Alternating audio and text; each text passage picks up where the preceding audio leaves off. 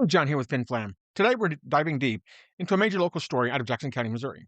The bill by the Jackson County Legislature to remove Manny Abarca as chair. This is a breakdown packed with every fact that I could dig up, the full background, what led to this moment, possible outcomes, and then my unfiltered take. No fluff, just the details, so you understand exactly what's going on in our own backyard. Welcome to Fin Flam Unfiltered. If you live in Independence, Kansas City, or anywhere else in Jackson County, this one hits home. The image circulating shows the KBC 9 News headline, "Ousted Jackson County Legislature Vote to Remove Manny Abarca as Chair." We're going to cover the complete timeline. Abarca's background, the recent bribery allegations he made, his prior legal troubles, the closed-door meetings, the vote itself, and what could come next. Then I'll give you the straight perspective on what this mess really says about our local government. Grab a seat. Let's go. Who is Manny Abarca? Manny Abarca IV represents Jackson County's 1st District. He was elected to the county legislature in 2022. Before that, he served 3 years as treasurer of the Kansas City Public School Board.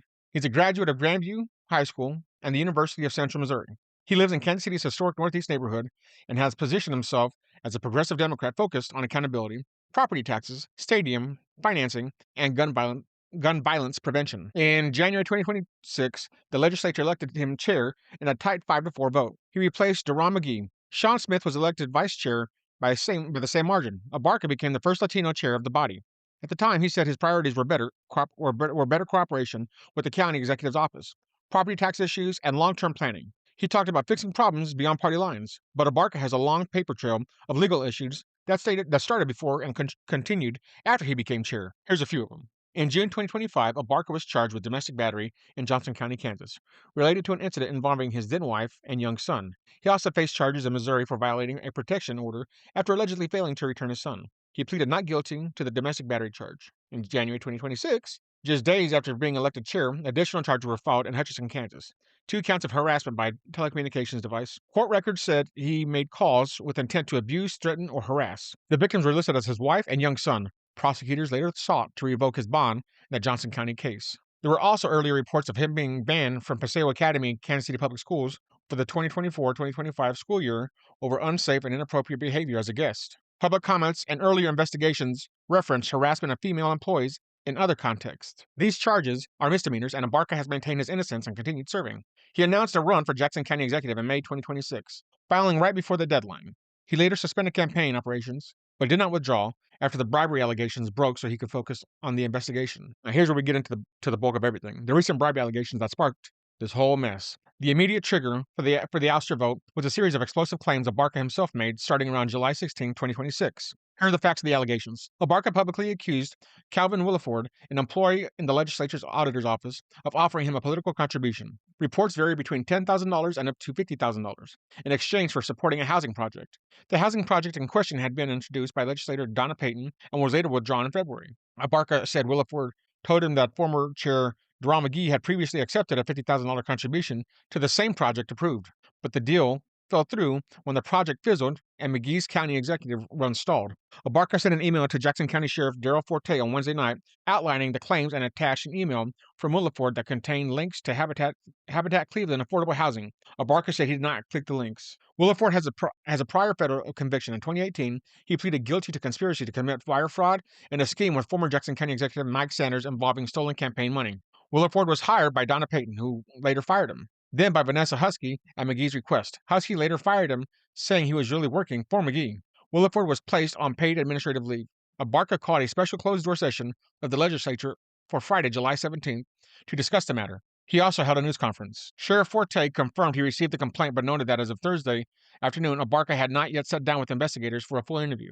On Friday, the legislature went into a closed session for about an hour. Afterwards, members, including Abarca, declined to comment, saying counsel advised them not to discuss the closed session. An outside agency was expected to take over the investigation. There was another closed meeting of the legislature on July 20th, 2026. These are the public claims and responses. Investigations are ongoing. No charges have been filed against anyone in connection with the alleged bribery as of the latest reports. And according to KCPS 9 News, a report circulating with the image to remove Manny Abarca as chair. The exact vote tally as a precise day of the public announcement line up with the July 20th closed meeting and subsequent action. These are the facts, and this is what we know. The body has the internal authority to elect and by majority vote remove its own chair and vice chair. Abarca's chairmanship was already precarious. He won at 5-4 in January. The combination of his pending criminal cases, the school ban history, the domestic charges, and the new harassment charges in Hutchinson, and now his own public bribery allegations against staff and colleagues created enormous internal pressure. Legislatures emerged from closed sessions refusing to discuss details, citing legal advice. The vote to oust him as chair does not remove him from the legislature itself. He still represents the 1st District unless he resigns or is expelled, which is a higher bar. So what could happen after this? Here are the realistic paths forward based on how the situations usually play out. Number 1, investigation results. The outside agency or sheriff's office / FBI, if federal angles emerge, will investigate the bribery claims. Possible outcomes range from no charges, if unsubstantiated, to changes against Williford, other staff, or even legislature if evidence supports it. Abarca himself could face scrutiny if the investigation turns on him. Number 2, Abarca's status. He remains a legislature unless the body votes to expel him. It's rare and it requires a higher threshold. Or he resigns. His chairmanship is gone. His county executive campaign is effectively dead for now. Number 3, new leadership. The legislature will elect a new chair, likely someone from the previous 5-4 majority or a compromise figure. Sean Smith as vice chair may step up temporarily. Number 4, political fallout. This damages trust in the entire legislature. Expects calls for ethics reforms, outside audits of staff hiring, and tighter rules on campaign contributions tied to votes. Rival candidates for county executive will use this. And the legal ramifications for Abarca, his existing misdemeanor cases continue. Any new findings could lead to additional charges or bond issues. The public and media pressure. Continued coverage from KBC9, KCTV5, the Kansas City Star, and the KCUR. Public records will continue to flood in as the requests keep piling up. Number 7, the broader county impact. Property tax debates, stadium deals, and budget items may stall while the body reorganizes. Voter cynicism in Jackson County will rise. So again, let's go over what we know so far. Abarca was elected chair in January 2026 on a 5-4 vote. He's got a history of domestic battery, protection order violation, harassment charges in multiple jurisdictions. In May 2026, he files for county executive. July 16, 2026, publicly alleges bribery attempt by staffer Calvin Williford involving housing project and possible ties to former Chair McGee. There were closed sessions on July 17th and July 20th. The legislature votes to remove him as chair. Investigations are ongoing. No bribery charges have been filed yet. Abarca is still a legislature. Now the facts are out. Here's my take. No party talking points, just principles. Local government is where the rubber meets the road, and Jackson County has been a mess for years. The entire saga is a textbook example of why concentrated power, weak accountability, and career politicians create corruption magnets. First, the processing. A body that elects its own chair on a 5-4 vote can unelect that chair. That's internal democracy. If the majority lost confidence because of the legal cloud hanging over Abarca or because his public accusations created chaos, they had every right to act. Better a messy internal cleanup than pretending everything is fine. Second, the charges against Abarca himself. Domestic battery, protection order violations, harassment by phone. These are not gotcha politics. These are serious personal conduct issues. When someone in public office has multiple pending cases involving violence or threats towards family members, the public has a right to question the fitness or leadership of that person. Innocent until proven guilty is a legal standard.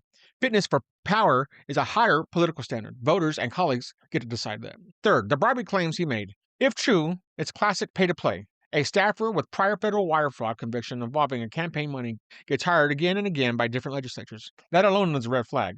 Does it happen all the time? Absolutely. Taxpayer-funded offices should not be second chance employment programs for convicted fraudsters. If the investigation proves Abarca's claims, good. Prosecute everyone involved.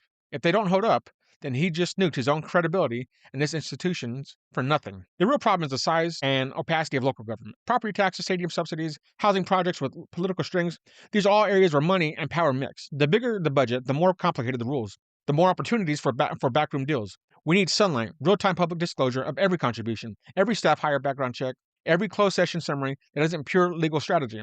Term limits for chairs and tighter ethic rules would help, but the ultimate fix is less government involvement in housing and economic development, so there's less pie to divide among connected people. And this is why I push back against the idea that more local government spending and programs solve problems. It doesn't. They often just create new layers of patronage, and drama. Jackson County residents deserve better.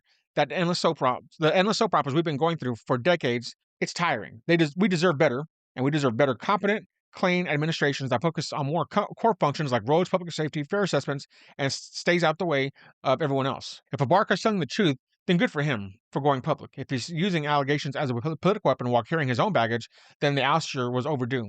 He had it coming. Either way, the voters of the 1st District and the rest of Jackson County should demand full transparency and real consequences. No more second chances for people who treat people who treat public office like a personal drama stage. That's the full deep dive. Every major fact available right now. The timeline, the players, the possible next steps, and the unfiltered perspective. Jackson County government needs a hard reset on accountability. Watch the investigation closely. Demand the records, and remember, power attracts the ambitious, but character is what should keep them there. Head to phinflam.com for the written version and more local coverage. Drop your thoughts in the comments. Have you followed this mess? What do you want to see happen next? Thanks for listening. Stay sharp. Independence in Kansas City and Jackson County. We'll keep watching.